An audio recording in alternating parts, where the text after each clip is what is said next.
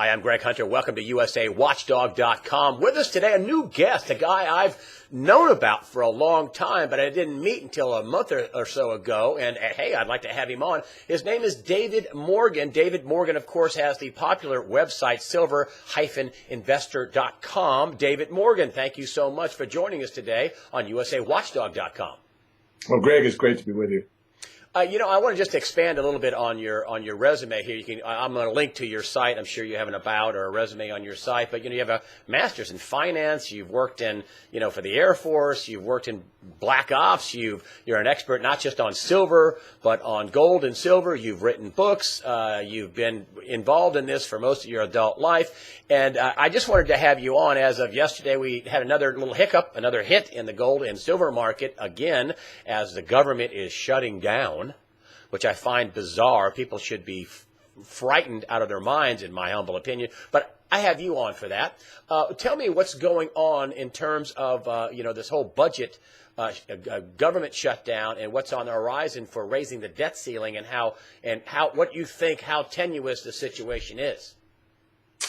Well, as far as the shutdown is concerned, it's a mini shutdown in my view, because all these whatever considered essential services continue. So certainly there's some that will be affected in government services, but there's many that really aren't affected. I think the bigger one is the debt ceiling coming up.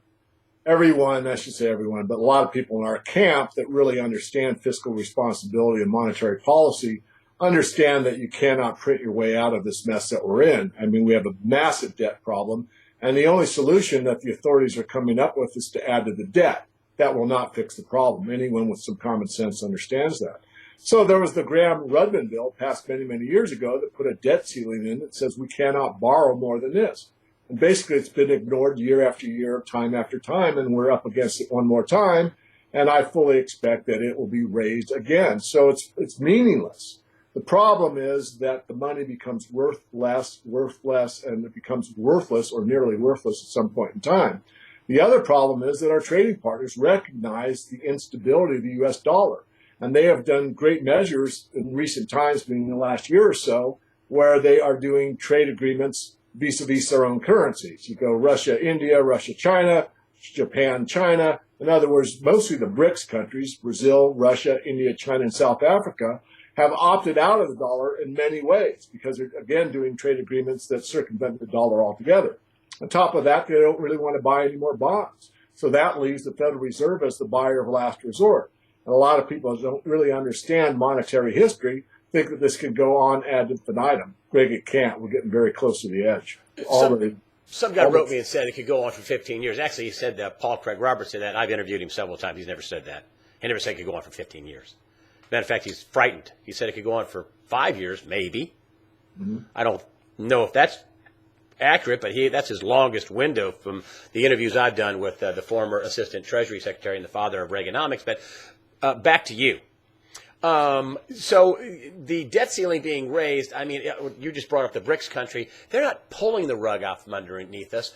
They're just kind of sliding it out slowly, aren't they? Until they finally get to the edge and poof. Is that a good assessment of what's going on with the dollar and people using the dollar as a reserve currency around the globe?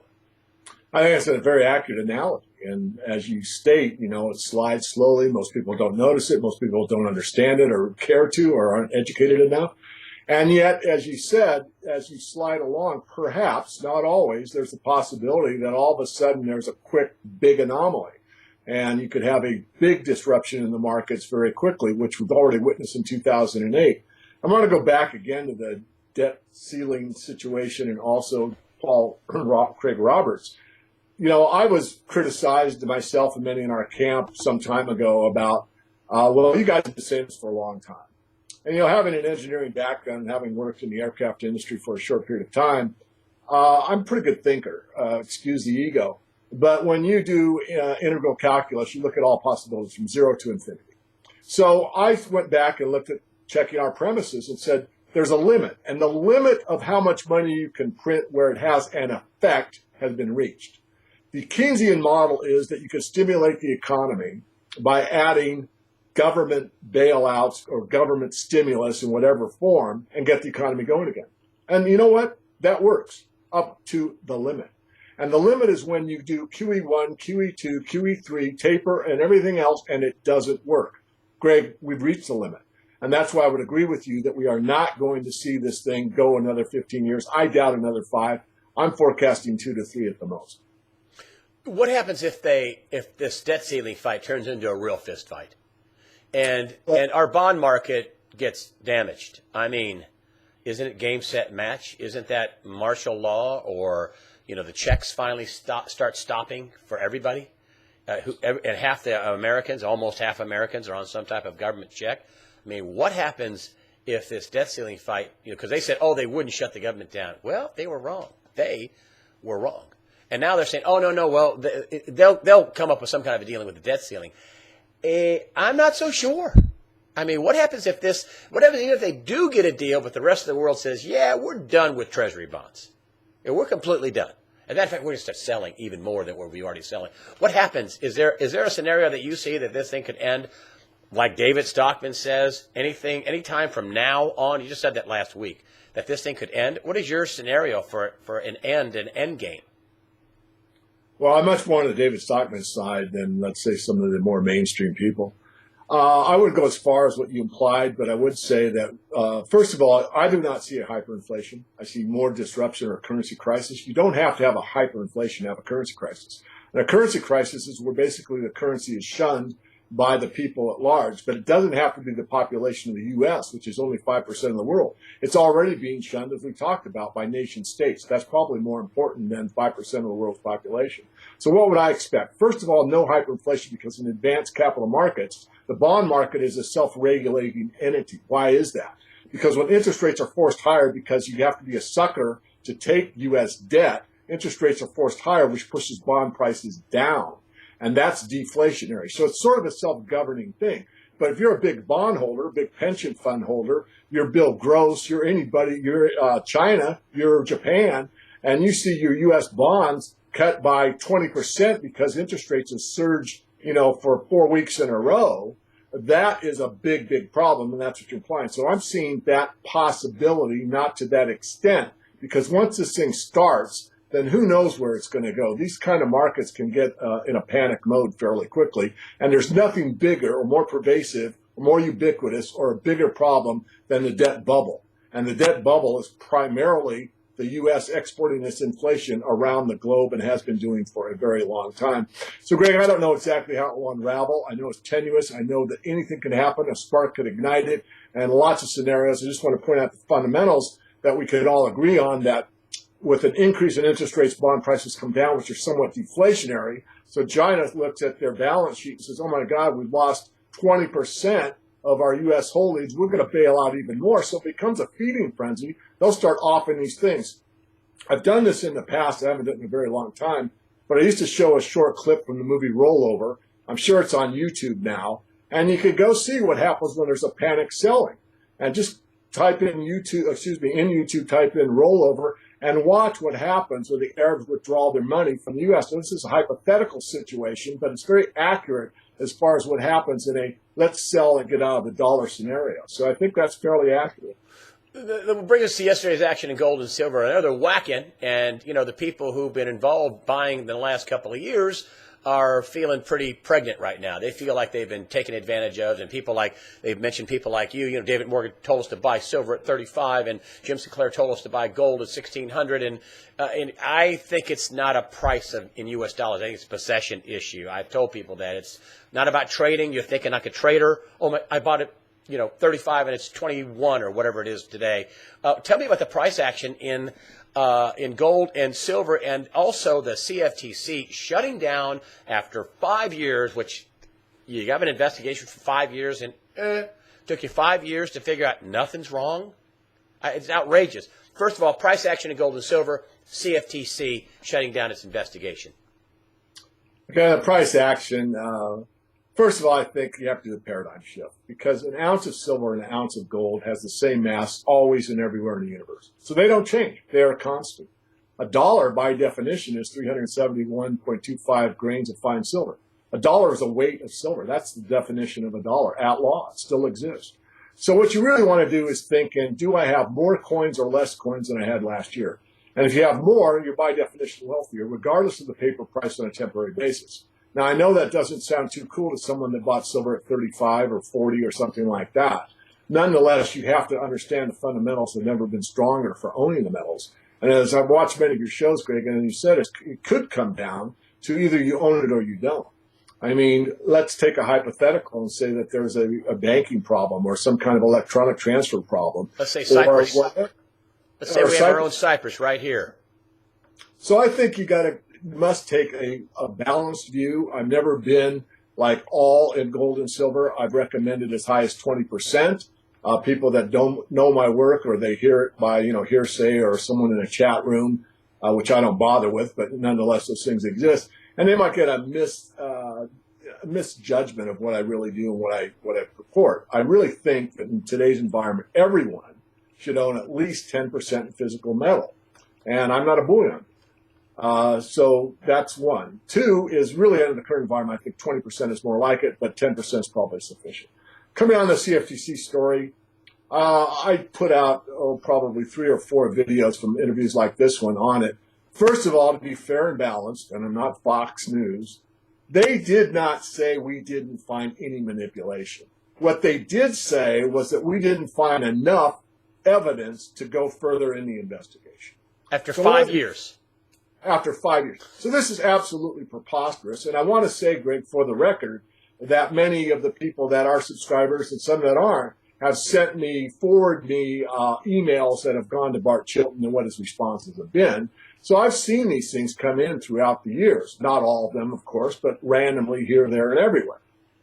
It looks to me as if the manipulation case certainly was given evidence to the CFTC. I think that's without question. I talk to Andy McGuire about once a month.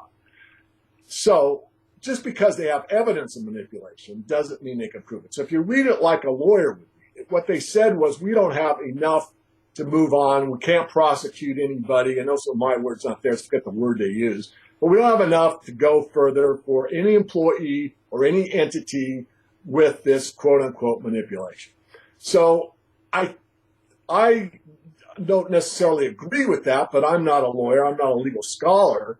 But I think that we can say that they probably had enough stuff to certainly carry it on for 5 years. And then to reach the conclusion they reach is very disheartening to all of us, but nonetheless, by the letter of the law, perhaps correct. At least that is their definition. One further point, there were several lawsuits against J.P. Morgan for manipulation, and the authorities decided to combine these into one general outlined lawsuit, which unfortunately watered the milk as far as I'm concerned, because I think every one of them had merit and should have been tried on an individual basis. But again, the powers that be, I mean, we're basically going to them with our hand out and say, please, please, please do the right thing.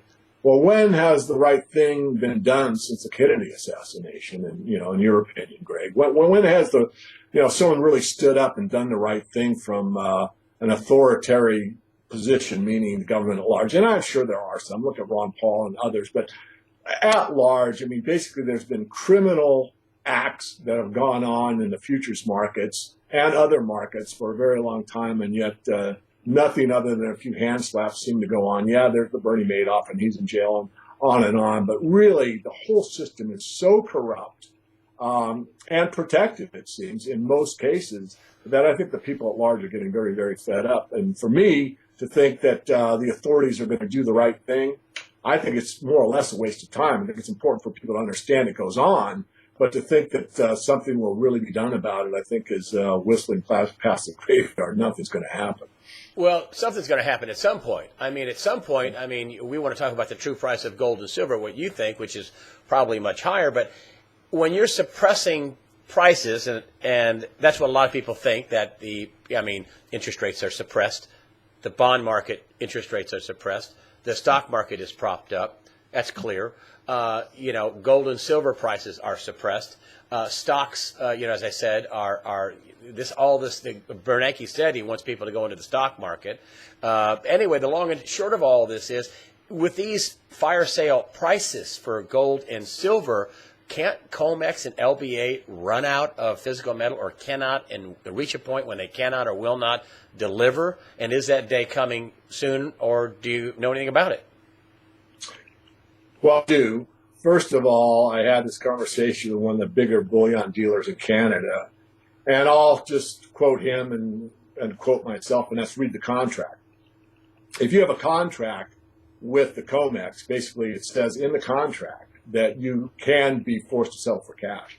So these people that say, well, could they run out of gold or silver? The answer is absolutely they could. In fact, it's so tight in the gold market, the amount of gold held by the COMEX is so pitifully small that it's ridiculous. It's an amount of money that is available to Congress to spend that they don't have in a matter of just a couple of days. That would take care of the whole gold market, not the entire gold market, just the pitiful small amount of physical gold that's in the registered category at the COMEX. So it's a one-off. There's absolutely no reason why it couldn't be snatched up. But the contract would say, oh, no, it's not a default. Read your contract. We can make you settle for these private banking certificates called fractional reserve notes or Federal Reserve notes. So could they default? Technically, no, not by their law or by the contract. Could the amount of gold that's remaining in the registered category be snapped up in a heartbeat? Absolutely, it could. And I think, that would be a nice game to see played, but I think the authorities would back off and say, oh, wait a minute, we've got a problem here, blah, blah, blah. Who knows what they would come up with? Yeah, but you're saying they can't default. But, okay, in theory, they can't default. But when they stop delivering gold, isn't it game, set, match at COMEX? If they stop delivering silver, isn't it over? And when could that happen, if it could happen? Well, if they stop delivering, wouldn't it be game, set, match? I think it would be closer. Since it's a world market, you would probably see huge disruption. You'd see a two-tier system where you'd have a COMEX price and a real price, which we already witnessed in 2008, especially on the silver side. They would probably continue to function with their funky derivative price, which would be meaningless in the real market. So it would cause great disruptions. Whether or not it would be over, I don't know, Greg. I kind of doubt it for a while. I've always suggested that in a true default, however you define it, that they could go to a cash market only. And a cash market only basically takes it off the exchange. And this is not such a bizarre idea, because if you go back and study commodities, you used to have an egg market. In other words, a dozen eggs. Of course, it was not sold in dozens like the supermarket, sold in great lots. Same thing with milk. Those used to be commodities that you could trade on the exchange. No longer exist, but last time I checked, you could go to the grocery store and buy eggs and milk. So the point being is, if it went away, which I think would be good, these other markets that deal more on the physical side of things would probably have more of a free market price. But the reason that they have the prices they have, as you well know, is that these derivatives markets are so huge and so vast, and most settlement is done in some type of currency or another. It's not done in metal for the most part. And because of that fact, there is the ability to exert downward pressure in these markets, even though it's mostly naked or non-existent metal. Which drives me crazy in CFTC. Naked short selling, I guess, is legal in the commodities market. What's the true price of gold and silver? And I have one last question to dovetail in. And what do you tell people who are saying, that David Morgan got me to buy silver at 35? I have people writing me. Not all people. Most people get it, but some people are. I don't know if they use your name, but what do you say to people that say, I bought at 35, David Morgan. Now what? What's the real price? When's this going to go back up? What do you say to those people? Well, the real price, I wrote an article that was one of the first. It's still on the website, and there's a lot of free information on the website, by the way. In fact, I'll point out that Charles Savoy wrote for the Silver Investor website for years, and he's probably got the best researched conspiracy theories, if you want to call them that. They're really not conspiracy facts, on how silver has been really the monetary metal of the world and more suppressed than gold, if you care to look at it. But back to your question, the true price. I did one article called Engineering the Price of Gold, which is an extremely easy arithmetic problem. You take the amount of currency in circulation divided by the amount of ounces of gold, you get dollars per gold. And what is that? If you did that 10 years ago, the true price of gold would be $2,500 the ounce. And that was about 10 years ago. What about today? Yeah, so today I don't know because I haven't done the arithmetic. It's very easy, but it's probably around 5,000 to 7,000. So I'm right in line with the Jim Sinclairs, the Jim Rickards, and those guys. James Turks, perhaps. You're saying the true price of gold right now, with no calamity upon us, even though it's an unfolding slow motion trade wreck, you're saying it's between 5 to 7,000 for gold. How about silver? Well, silver is tougher because it's not considered to be a monetary metal by the banking institutions. So you could take a ratio and you could either do the current, 50 to 60 to 1, divide the price of gold by that amount, say 50, into 5,000, you have $100 silver. But if you believe what I believe, that silver actually outperformed gold, and go back to what I call the classical monetary ratio and divide it by 16, you'd have a far higher price. So I think that both gold and silver are far higher. Again, I don't like to put paper prices on there, but that's one way to do it, is to look at the amount of currency divided by the amount of gold. And Greg, I think one of the more important things to look at is that hypothetical arithmetic problem. That's assuming there's 165 million troy ounces of gold held by the U.S. Treasury. But, there's a lot of guys like Bill Still and others that claim that there isn't any gold in Fort Knox, or the amount that's there is much, much smaller than the amount that the Treasury reports. Because when they report it as a one line item gold.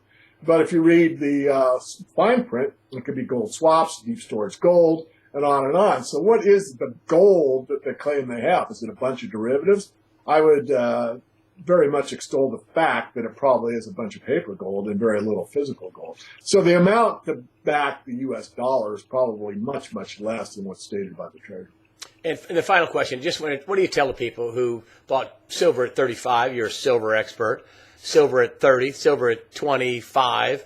What do you tell people? Do you say, hey, you're investing in it for just a quick profit, or you're trying to basically invest in case there's some sort of government calamity, which looks pretty calamitous coming down the tracks at this moment? What do you tell people who bought silver at $35 an ounce?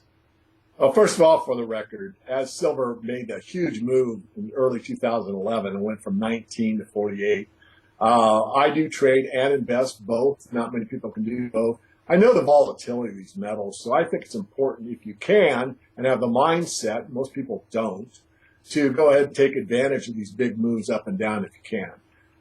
You're actually advocating trading your insurance, aren't you? No, what I do is the insurance is in a separate basket and is never touched and only accumulates and added to. A core asset.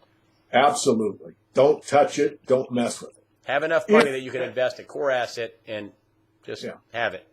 And for most people, that they don't go to the next step. For those that can, it's very gratifying when you can play their game and beat the bankers. And so when you see silver go from 19 to 48, and I got out right at the top, it's gratifying. Plus, it takes your average cost down. But it's a paper game, and I fully recognize that. Anyway, I called the top at 48. I don't recall telling anyone to buy at 35. Yeah, I'm not saying you did. I'm just saying people. Basically, look at the reason you bought it, and see if the reason you bought it still exists. And if it did, man up, hold on to it, and buy more as you can. I've always advocated for most people to dollar cost average. The best thing you can do is take a long range view and buy a little bit every month, or buy a lot every month, depending on what you can afford. To think you could pick the top and the bottom every time is a fool's game. I'm pretty good at it, but not perfect. I've called every major top so far, but I missed the bottom. The 2008 bottom I thought was 1250. Turned out it went under 9 very briefly. But nonetheless, I've called the bottom here for the record, Greg. It was around 1837, I believe. I said that's it. It was a key reversal on the 28th of June. I believe that's the bottom. So you're a buyer here. You're telling people if you bought at 35, and I'm using that number. I know you didn't say that. On the record, I said anything under 30 is a great buy. Huh? And, of course, been under 20. And so, am I right or wrong? Well, until we get above 30, I guess I could be called, quote, unquote, wrong. But, again, I think you have to think in terms of ounces. Do I have more ounces? Do I have it? Because there could be a day, and I really believe this, and this is this is going back 4 or 5 years ago. I think there'll be a day this time in the precious metals where you just plain can't get it. Not that you couldn't go to the coin dealer and maybe get a Numi coin or a rare coin or, a 10-ounce bar. But when an Eric Sprott comes in and says, I want 25 million ounces of bullion, I'm going to say, sorry, it can't be done. Just like your earlier question. Well, what happens when the COMEX says, well, we'll give you the equivalent in paper, but forget the gold, forget the silver. We can't give you that. Check your contract. We're making settlement. We haven't failed. Well, of course they failed. But I think that day's coming, Greg. I really do believe that. How close are we to that day? Well, I wish I knew. I'm going out probably a couple more years, 3 at the most. I don't see this whole thing holding together for through 2016 or so. I think that's about it. I really can't see this thing going on another 10 years, especially with what's going on in China. I'm just finishing an article for this month's Morgan Report asking if the super cycle in commodities is over or not. And I'm making a hard case that it's not over. But even if it is over, the gold and silver scenario is actually better because the scramble for the best asset of all time. See, commodities are needed, not wanted. You need commodities. And I said in 2000, the big shift was taking place from paper assets, i.e. the stock market, the tech bubble, into what you need, which is commodities. And if you check the charts, we've been in a major uptrend for commodities basically from that time till now, and somewhat of a downtrend in real terms if you take the inflation lie out of the stock market.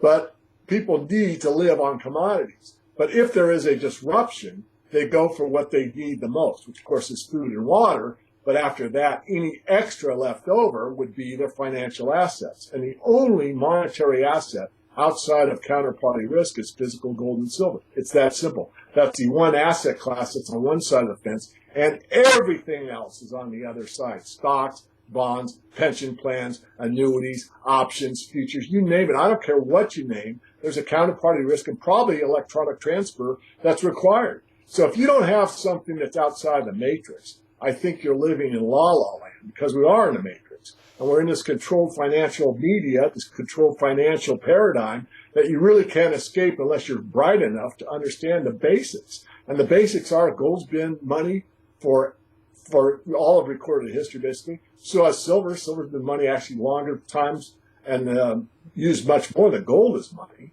because it's the people's money. And again, if you don't have some and things go awry, even temporarily, you may be in a position to wish that you had. David Morgan, silver-investor.com. Thank you so much, David Morgan, for being on USAWatchdog.com. Once again, David Morgan, silver-investor.com. Thanks again. My pleasure. Thank you.